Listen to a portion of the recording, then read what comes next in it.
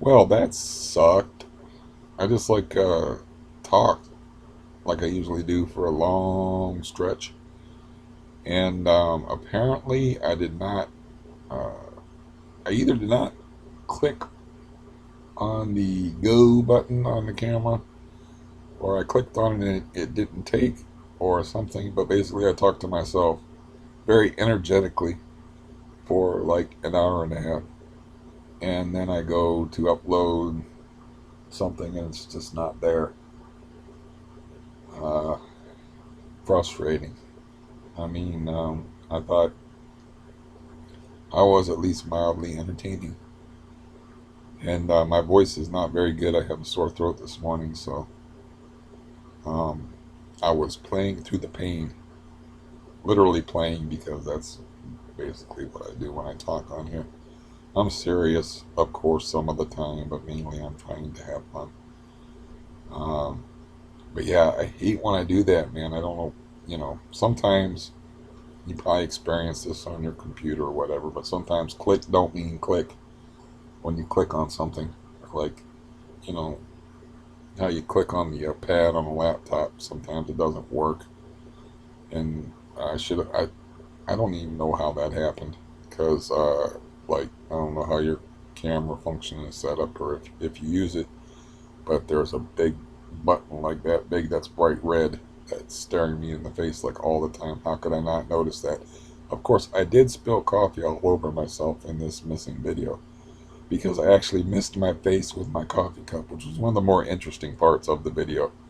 Like I went to drink and I got like about right here and just poured coffee all over myself. So, uh, yeah, so maybe I'm not functioning at the highest level of my overall aptitude this morning. And that's a possibility. But, anyways, so I got the living room cleared out. I got it, the, my scooter, giant scooter, I wheeled it around. I did not fire it up inside the house, even though it has a governor that you can turn it all the way down. I'm like, I'm not firing this up in the house at all. I don't trust it. I ran into a parked car with it. I know it has a governor where it moves like really slow if you turn this governor all the way down, but I don't trust myself or it. So I, wheeled this heavy thing around and uh, pushed it up and as far as possible against the other scooter, which is against the table that my microwave sets on. So I got this big, huge open space now. I swept my carpet, and so I'm ready to walk today once I get around to it. Um, as far as sweeping, the carpet had not been swept in at least 5 months, so that took a while. And I swept up a piece of metal, and I smelled a very familiar smell. It usually means that your sweeper is going to go to the great sweeper playground in the sky. But I turned it off before the motor could burn up, apparently, because that's how I've killed sweepers. If you smell the motor burning up, and you're just kind of familiar with that. Um, yeah. Did I ever tell you? I'm sure I told you this story before because it's so weird. But I had a sweeper, and my sister, when I used to live within walking distance of her, which for me was like a mile and a half at the time, uh, gave me. She had like two hamsters for her daughter or something. I don't know. They had like two hamsters, but she gave me a hamster because she had an evil one-eyed hamster and a normal, socially adapted, non-sociopathic hamster. So she gave me the evil hamster because she said the evil hamster is trying to kill the upstanding citizen hamster. So I carried it home in a box one night. And actually, carrying it home in a box is the only reason why I didn't hop a freight car because I had the perfect opportunity to hop a freight car because I can't run. But this thing was moving so slow it was almost stopped. I'm like, there's an open door right there. If I didn't have this hamster, I could jump in that freight car. Because you got to do that, something like that at least once. I mean, it doesn't necessarily have to be jumping in a freight car, but you got to do something stupid in your life at least once. It occurred to me that I didn't have a phone, but I could make a pay phone from, I don't know, uh, Cleveland or wherever this thing was going, or wherever it stopped. I could get off and I'd be like, hello? I'll give you $50, man, if you give me a ride home. Where are you at? Oh, I don't know, man. I think I'm outside Youngstown, Ohio, somewhere. The street is such and such. How'd you end up there? Well, I hopped in a freight car. Why'd you hop in a freight car? Because the door was open. Why'd you climb a mountain? Because it was there. I had a hamster with me, so I didn't do that. So, anyways, I take this evil hamster home, uh, with one eye, like the villain in the cycle of the werewolf. And, I don't got no place to put this hamster. So I talked to the hamster, and I'm like, you're going to be a free range hamster. I just turn him loose in my house because, I'm in my 20s. I'm crazy as shit. So I turn him loose in my house, and I'm just like, go thou forth and be free, my son. And I put out water and I put out food for him and just let him run around loose, like loose vermin in the house. I mean, there's not going to be any other. It's not like the guy upstairs that had like a rat family in his wall. There's not going to be any other hamsters for him to breed with or anything like that. He's just a lonely hamster. Um, so and the funny part was is I'd be sitting in my chair, and if like I forgot to feed him or whatever, he would come out and sit beside my foot and look up at me with his one eye. I'd be like, "Oh yeah, man, I forgot about you." I never gave him a name because I'm never big on naming animals. Um, but anyways, I gave Patches. Uh, I want to think of something like an eye patch, but I'd give him food. He'd come out. That's the only time I would see him. He didn't come out to get petted or nothing like that because I don't know if hamsters like to be petted, and he was evil anyway and didn't like nobody. So, but he would come out and ask for food, and I'd be like, "Oh, I'm sorry," and I'd get out a little hamster food and feed him. Anyways, what does this have to do with a sweeper, you ask?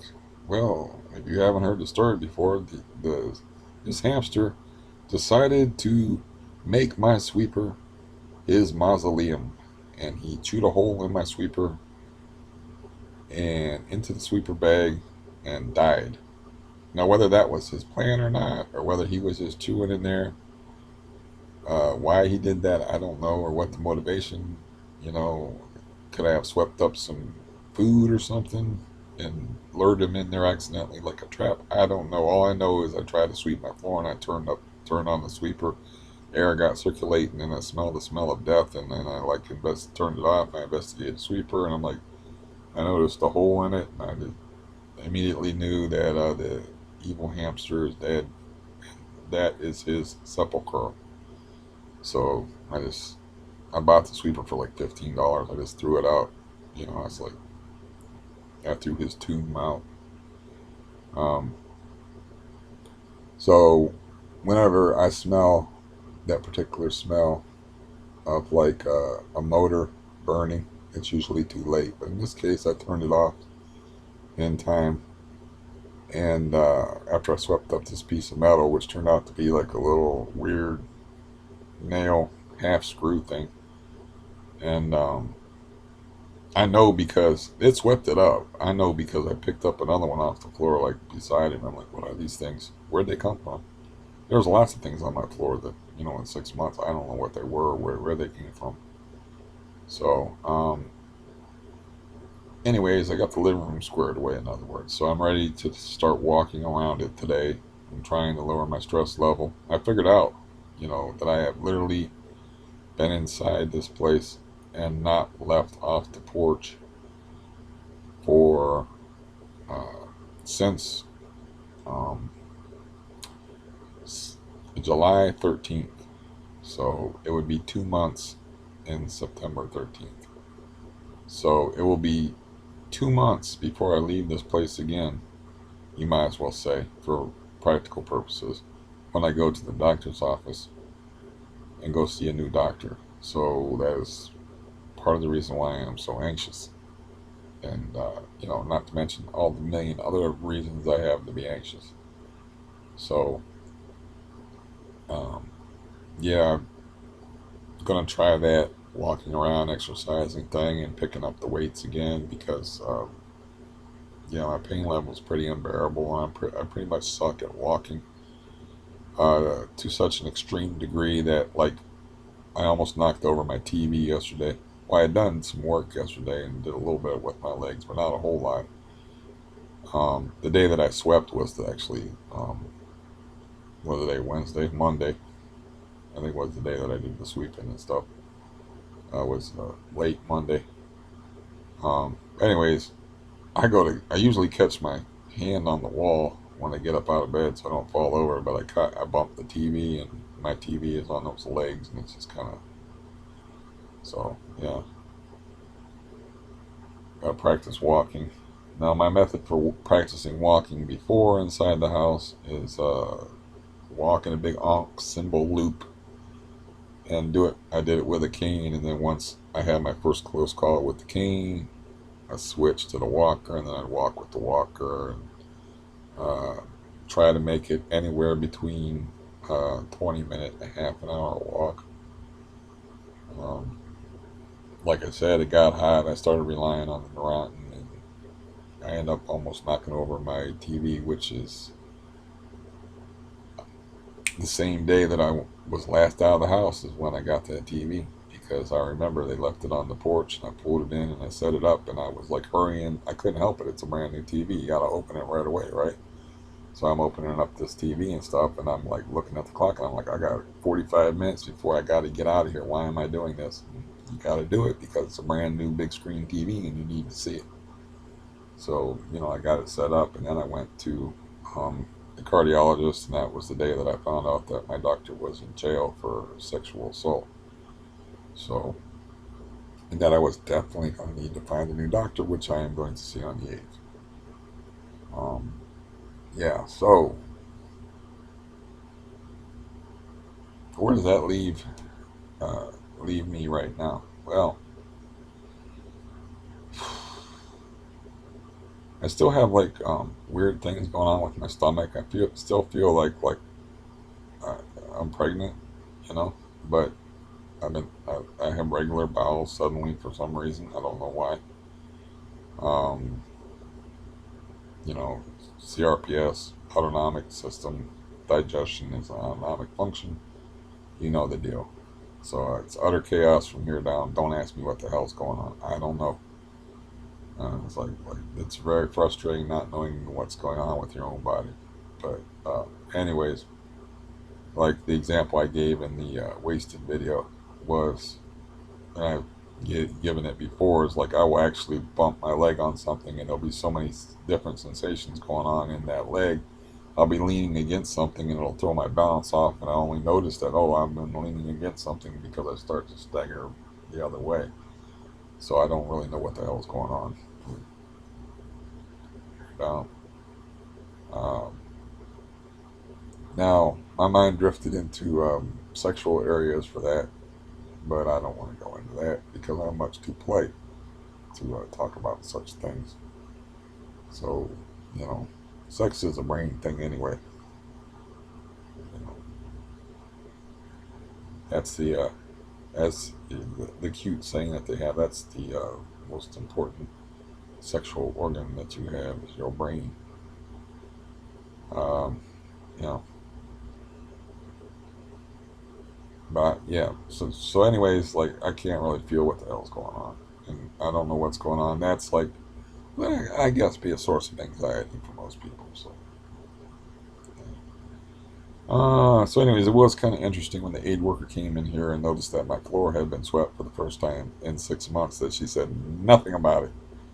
I did notice her looking around like something's different about this place, but really, she wasn't going to say nothing about it because she knows she's supposed to be the one doing it. So, but I had a very busy morning yesterday because she came earlier than I was expecting her. I had to get together a bunch of these auctions and cards that I sold, package them up, address them, and get them all ready for to mail out.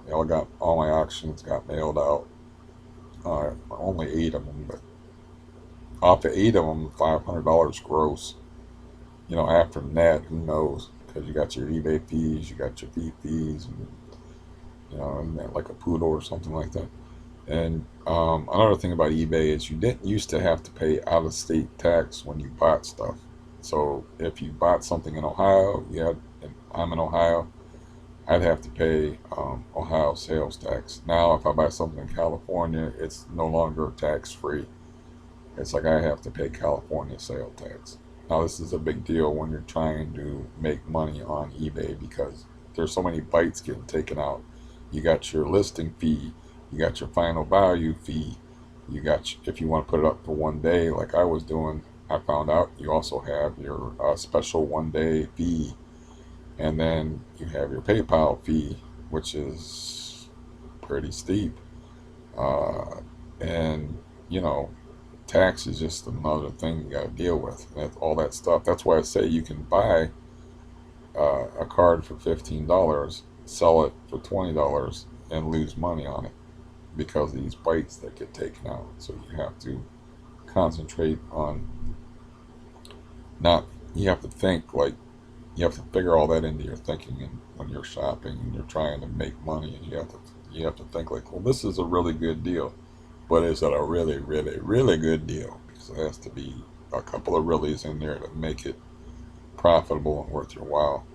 Because you don't want to go through like a whole bunch of bother to make $2.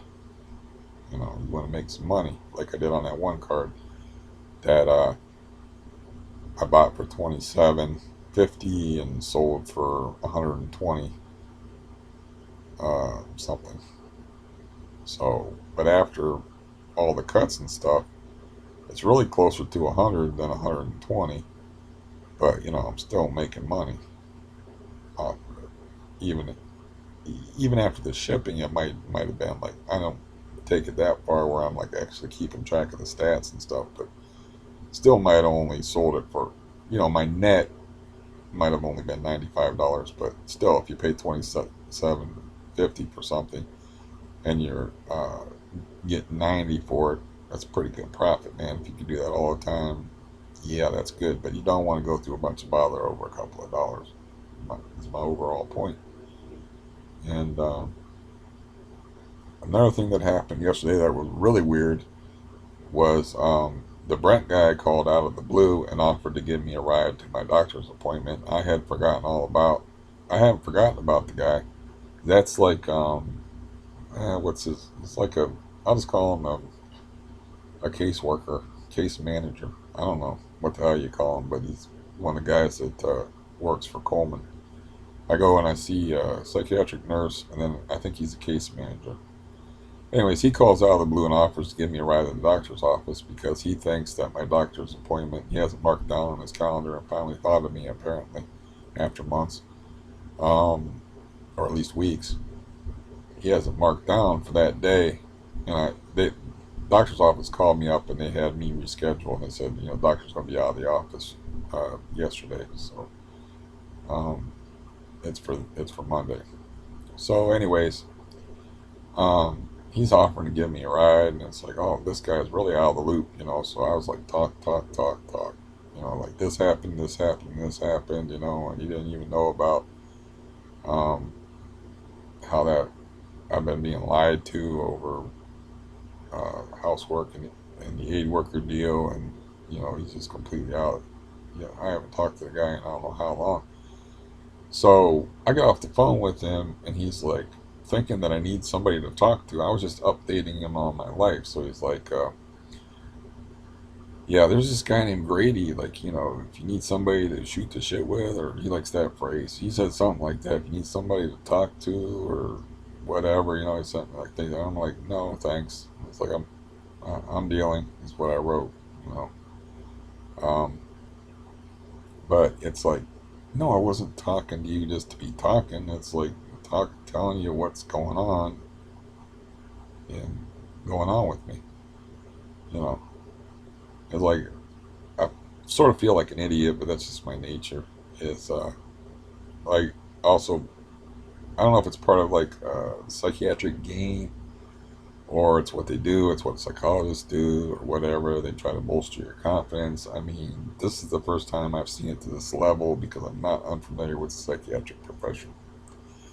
And this guy's like, oh, I love talking to you, and, spending time with you, and, like, why don't we go steady? But basically, it's like, we could be friends and stuff like that. And I'm thinking, well, yeah, we could be friends, and then like, no, man, he's just saying that stuff, it's just words. It's like this guy's all over the damn place, and he don't remember like one day to the next, and he doesn't remember like I said before. It's like he said he was gonna email me this information. He didn't, and he told me the day before that if I don't, please remind me. And so I called him the next day, and I reminded him, and he's like, "I have no idea what you're talking about." He's like, "Yeah, this happened like I don't know, 14 hours ago." You know, by call I mean text, of course. I get confused sometimes how old and feeble-minded. So, yeah, another thing that's weird is like this. They always ask you, "Have you had any thoughts of hurting yourself or had any suicidal thoughts?" They always ask me that. I always say the same thing every day. Oh, and if they need me to elaborate, I said, I have a pain generating disease. I go to sleep in pain. I wake up in pain. The whole day is pain. Only a goddamned idiot would not think of opting out of a situation like that. I say the same thing, I say the same thing to the dude all the time. And again, the dude, like, not he just don't have it together, man. It could be because he's dealing with a lot of people or whatever, but I can't excuse that 14-hour turnover thing where he's like, "What are you talking about? That was like 14 hours ago." You know, okay. But as far as like keeping track of different clients and having a lot of stuff going on or whatever. But anyways, so this guy, he's like having like suicidal thoughts or thoughts hurting yourself. I'm like every day, same as I always say. Then he's like, "Do you know how you do it?" And I said, "We've had this conversation before, and I'm not going to tell you how I'm going to do it. It's like just I have a fail-safe plan in place. Like we've had this conversation like 3, 4 times, and I know it's formulaic, and they always ask you, "Have you had any thoughts of hurting yourself or any suicidal thoughts?" Sometimes they say hurting yourself. Sometimes they have to say suicidal thoughts. And I always say every day. Every day. It's not a happy existence. Um, so it's like if you gave me some ticket out of this, like where like I could be, um, if let's just say if I got everybody I knew personally in my personal life to sign off on it, I'm out of here. I'm just hanging around out of social responsibility, and like I said, I had a brother that committed suicide, so I know what that effect that has on people. And also, um, that's the main reason, but uh, that's really the only reason. But I'm kind of curious to see. I'm curious about life, I guess. I'm curious. Like this has been a very curiouser kind of year with the COVID thing and the riots, and I'm just observing the human melodrama being played out and the madness and the dance macabre of the last 6 months. And then I'm curious about like what's going to happen with my knee. But I gotta have that fail safe or that out because like at some point that could be taken away from me. I won't have that option. I could be like my mom and just stuck in a living hell for like years, where see that all the time. That's not. I don't want that to be me. So yeah, good, happy, cheery morning to you too. But yeah, this is just real talk. So I thought that was weird that like he just thought like, oh, I need somebody to talk to. He wants me to talk to somebody named Grady. Like if it ain't the dude off of Sanford and Son, I'm not interested in. I'm not interested in talking to nobody named Grady. I don't know the guy. It's just another guy pretending to be your friend that's part of the medical profession, you know. Uh, it's like, yeah, I'm interesting, I suppose, verbally, and I can string together words sometimes in idiosyncratic, fascinating ways and piece together narratives that are just really bizarre and weird and some sort of strange warp and woof tapestry. Okay, whoop de doo.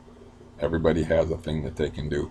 And maybe Grady would enjoy that, but Grady ain't going to help me, man. If Grady want to come here and like drive me around and um, say, hey, it's time to work out and be like a personal trainer, or maybe like sweep my floor for me instead of me hobbling around doing it, or like move my scooter for me and stuff like that. But as far as like him understanding CRPS and helping me with my problems and my history, no, no, you know, I'm talking to some stranger, you know. So I only have this case manager guy because he was supposed to help me move, and here I am. So, so that happened too. Like I said, I had a busy morning. That was like a long phone call. I'm like, oh shit, I got only so much time to get these packages together before the aid worker gets here. So I'm hopping around here doing stuff. And then, yeah, my leg did not, excuse me, I did say I have a sore throat.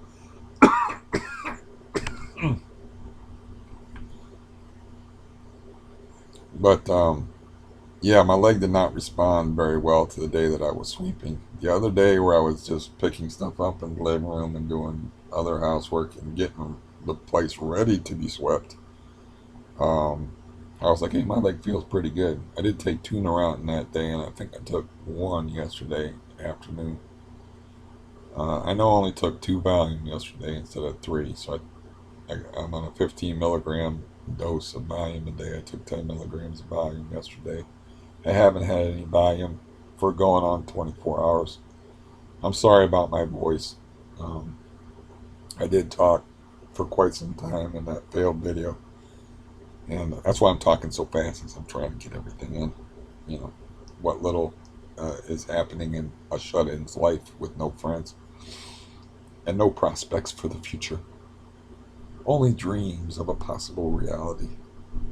But yeah, um, so it's ready to go as far as me walking around in here doing my thing. Oh, Stampy finally. She's been waking up late, man. She finally woke up. It's like 9:30 in the morning. She usually wakes up much earlier than that. She's been sleeping in. You're slacking off, Stampy. Usually I get to hear you stamp earlier than that. So, what else is there to talk about? Oh yeah, the thing that I started in, but I digressed from was so I got this deal going on with this dude that $239 worth of cards. This is a gigantic group of cards. It's the kind of deal you want to make. I'm like, holy crap! I can make this lot. I can make this lot. I can sell this card. I can sell that. You know, it's like I'm seeing dollar signs all over this $239. Now this guy's in Maumee, Ohio. That's right up by Lake Erie. They have a white bass run up there where the white bass come down from Lake Erie. I'm in Massillon, Ohio. I buy the shit. I cough up to 239 on the 20th. I don't hear from the dude. I don't have a tracking number. I got nothing by the 30th. You know, so I'm starting to get worried. I'm like, it's a 2 hour drive. If you get that in the mail, it should be here in 2 days minimum. And he marked it shipped like right away. And I'm like, what the hell's going on here? You know, so I wrote the guy a couple of times and I didn't get no answer. Then I went through eBay, which always gets people's attention.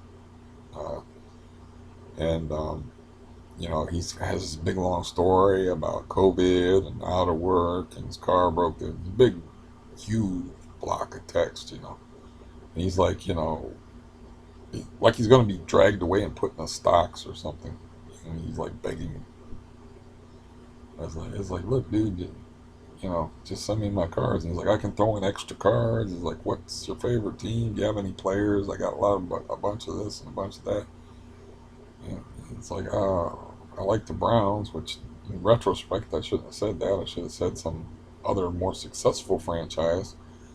And he's like threw in some extra Browns cards, he said. And then, like, he went so far as to, all I need is a tracking number. I can just put it in there. And I was like, oh, there was a package shipped from Mommy, Ohio, you know, good to go. But he, like, actually sent me an attached uh, thing with pictures of the extra cards and pictures of the side of the box.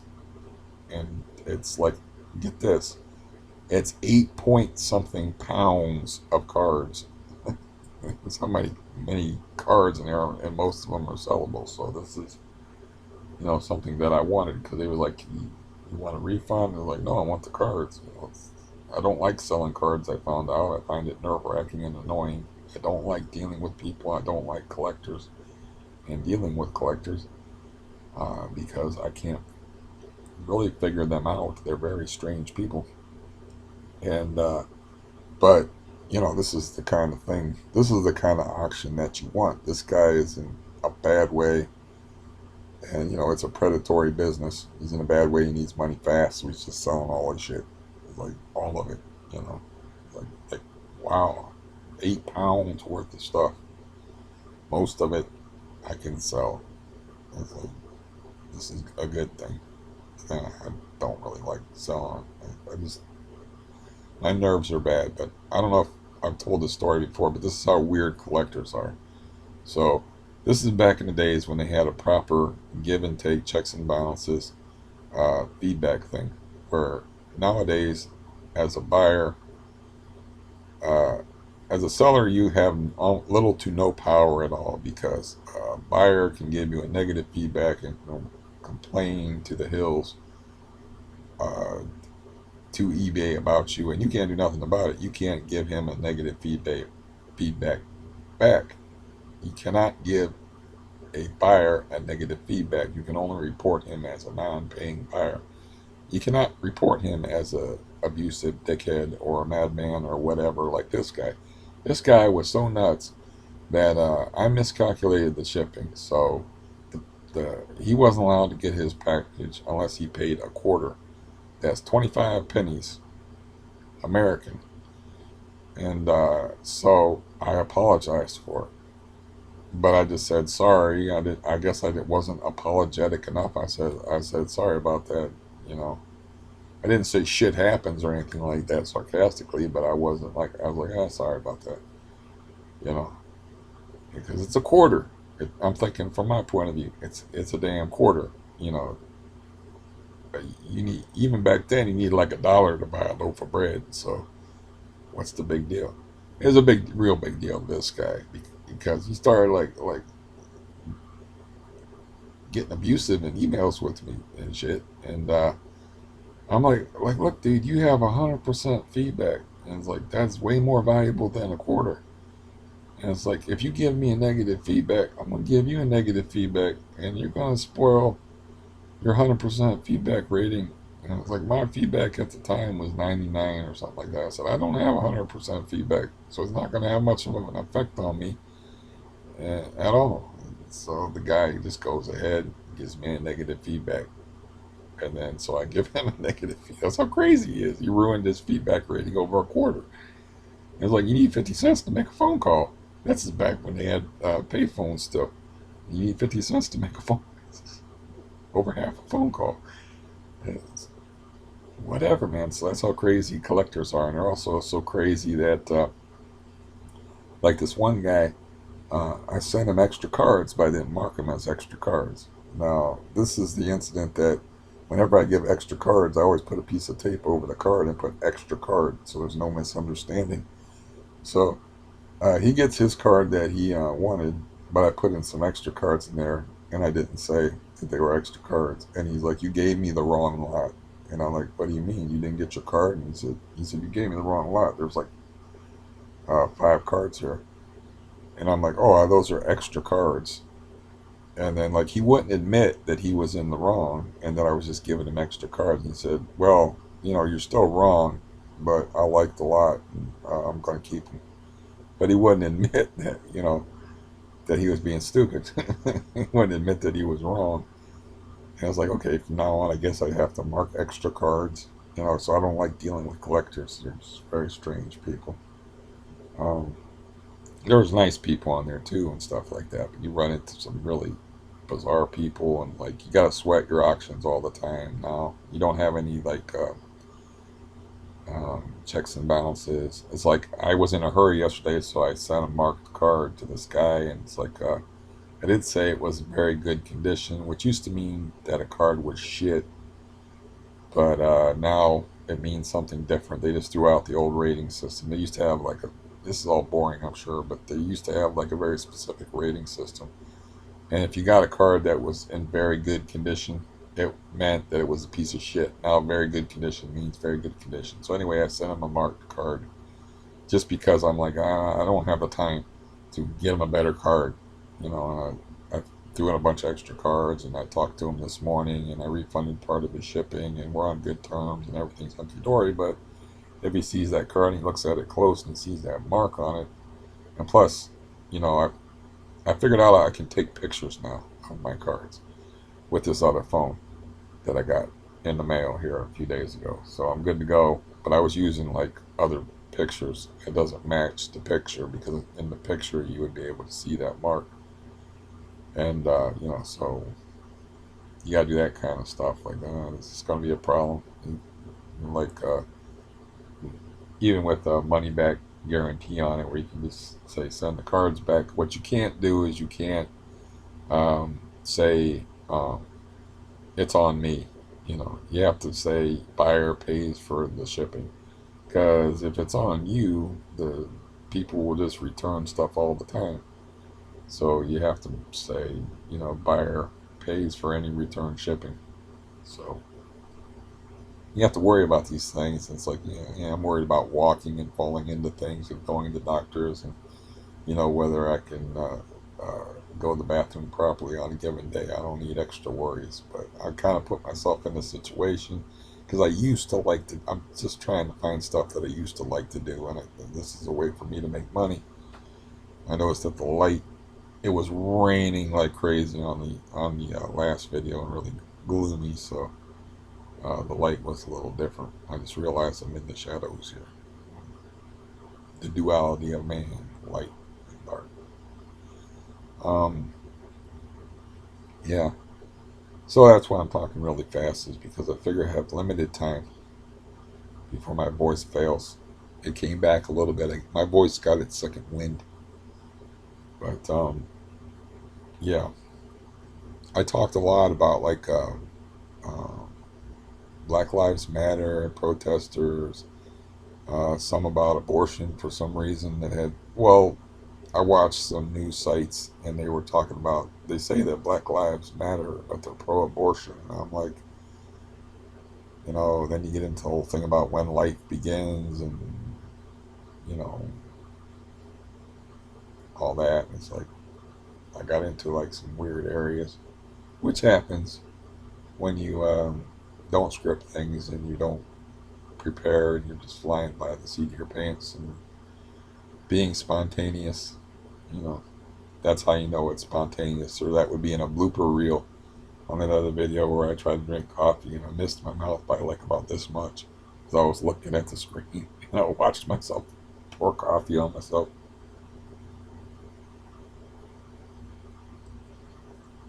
Which, I'm not going to recreate that just for the comedic effect. Um, yeah. So, as far as bringing down my stress level or changing my situation or whatever, I can tell you that being a shut in for 2 months is not good for your nerves. I can tell you that not moving around is bad for you. And yeah, we'll see how it goes with the walking later today. And I'll check in at some other time and let you know how that goes. Usually that involves like a bunch of pain afterwards. So, um, yeah, that's why I don't really have a whole lot of incentive to do it. Um, yeah. Yeah, I don't really. I think I talked so much, like in the previous video. I think I did pretty good as far as like managing to at least make it worth your time to stop in and look at my ugly mug. That's about 40 minutes. Um, yeah, it was kind of funny at the end of the other video. I was having like serious self-esteem issues because I went into like a semi soapbox type of deal where I was talking about abortion and how I didn't understand like why people are so anti-abortion, and I don't understand, like they're thinking about the newborn baby, which everybody loves babies, but they're not thinking about like the 18-year responsibility of the life altering path of the woman involved. They're not thinking about like me, someone like me, like I'm born into a situation that's not conducive to a good life, and the number one problem in the world, this should be obvious to everyone, I'm sure, is bad parenting or lack of parenting.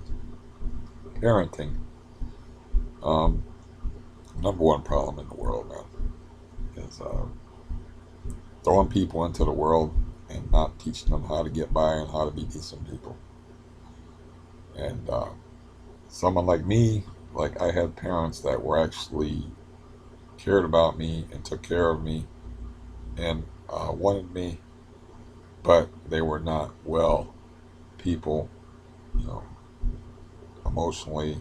So I have generalized. I get the joy of like being nervous over nothing, stressing over nothing, boring people on the internet talking about a flaw on a card and worrying about this guy freaking out over it, which he'll probably won't even notice. I just have that generalized anxiety because your personality, here comes the sun, is formed very early in life, and my environment was a lot of fear and being afraid of my dad and uh, punishment. And like I've said before, one time he told me to get something out of the car. I put the key in the lock on the car and it got stuck, and I got mad, and I didn't even try to kick the key. I just kicked in the general direction of the key. I think I meant to kick the car, but I broke the key off in the lock. And I'm like, fuck it, I'm moving. I'm like, I don't know, 8, 9 years old tops. I'm leaving. I had no plan, but I am not going back in that house with that madman and telling him that I broke the key off in the lock in his car. I mean, I had no clue how easy it was to, fish the broken key out or anything like that. I'm just a little kid, but I just started walking down the street. And I didn't get very far because he come out on the porch. He said, "Hey, where are you going? Get back here." And I was like, damn, couldn't make that jailbreak happen.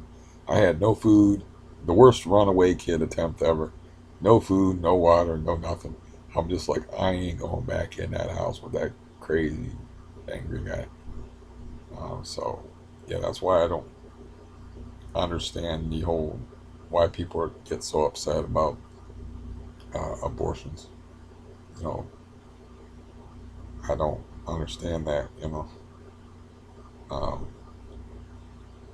so I was talking a little bit about that.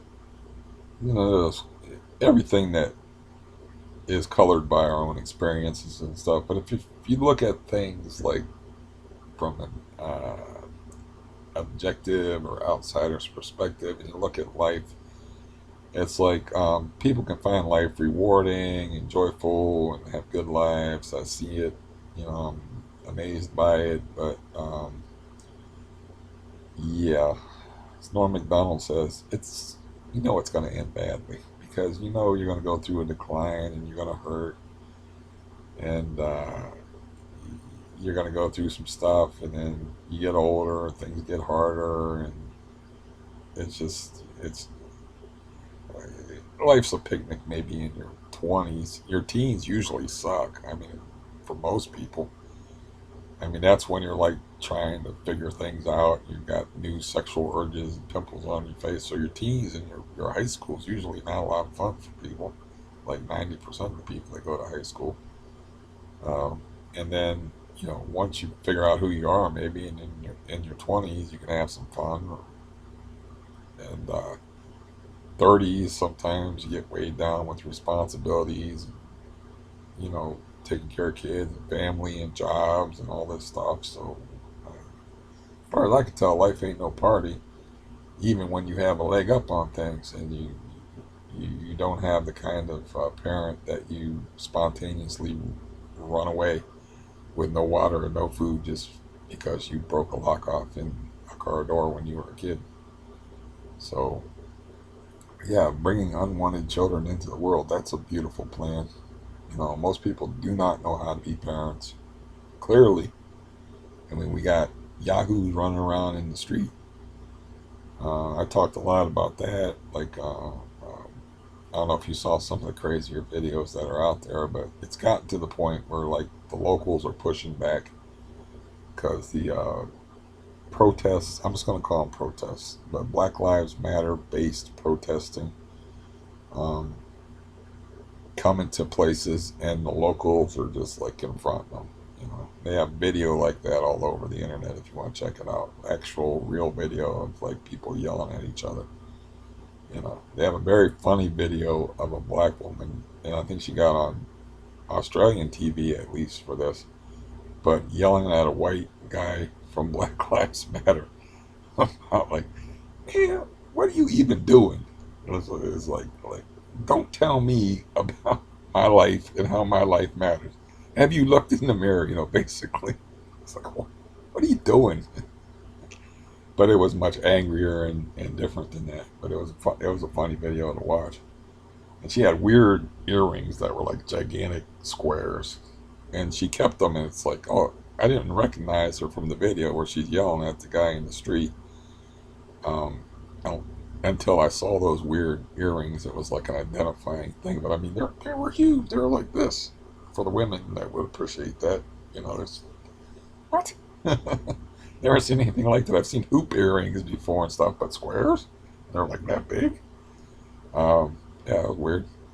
So yeah, I was talking about, like, if they really, if Black Lives Matter was really about excessive force by the police, they would call it SB.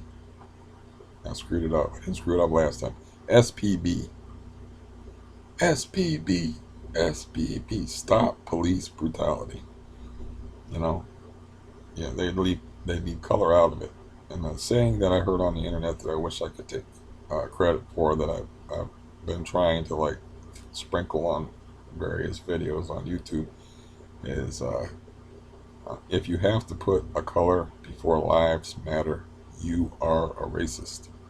I was like, yeah, that is a perfect little saying for this soundbite age, because it pretty much irrefutable. I mean, why are you bringing race into lives matter? Why are you bringing a color? So if you have to put a color before lives matter, you are a racist. Period. Because I'm looking at these videos, and there's like people confronting the Black Lives Matter people, saying all lives matter. And I would say that to them if I was healthy and could take a good punch, and protect myself physically. I would say that to them. I would say, if you have to put a color before lives matter, you are a racist. And they wouldn't be able to say nothing to it. That's why you'd have to be like, getting a Philly shell, or, the peekaboo, the custom motto peekaboo. Because that's what happens when people are stuck with, uh,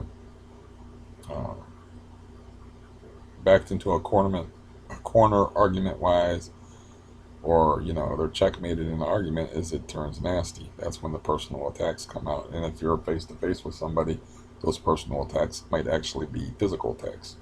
So hopefully you'll forgive me for this.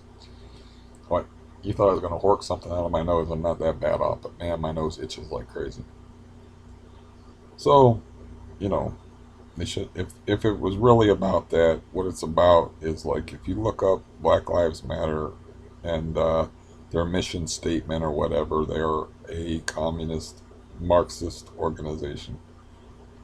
And this was exemplified by a funny video that it's only funny in a sick way, but that I'll put up for you if you haven't seen it, where this woman is on a bullhorn with a crowd of people behind her yelling uh, at people to get out of their houses because they're white. And these used to be black neighborhoods, and you're in there enjoying your life, sitting on your white lily asses, and it's like that's redistribution of wealth. That's communism. Like, you should just give up stuff that you worked for and bought because of other people saying you should do it.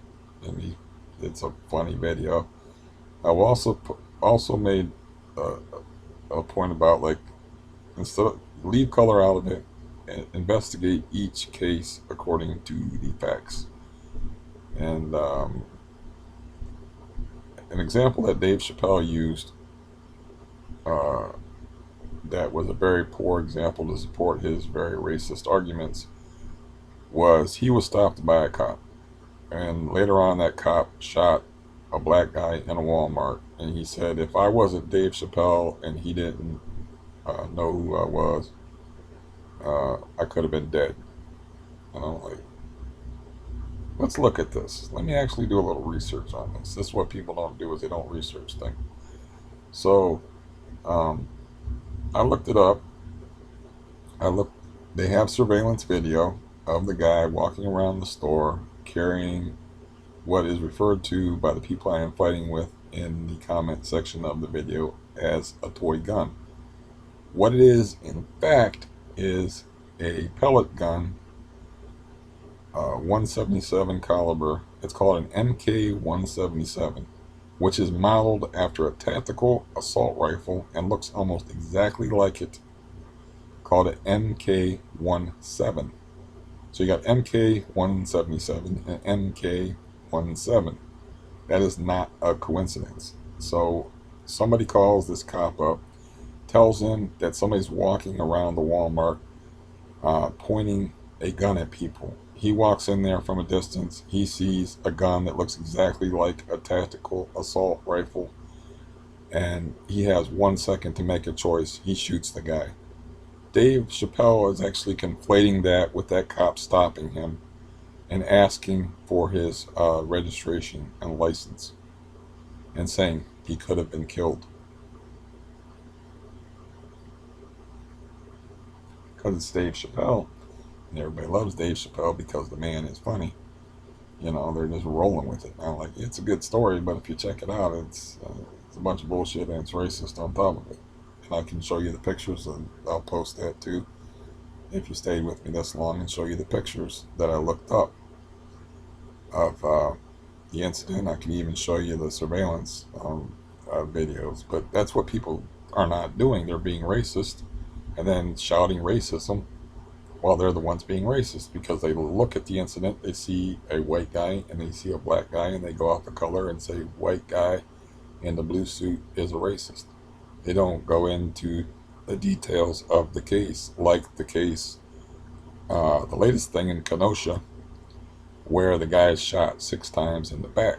Now, that sounds real bad, but if you research the case, you find out that a woman was calling who was in fear of her life from this guy who had warrants and priors involving domestic violence and other crimes, and the cop pulled the gun on the guy and told the guy to stop. The guy ignores him, walks around the other side of his car, and reaches in his car, and that's when the cop shoots him.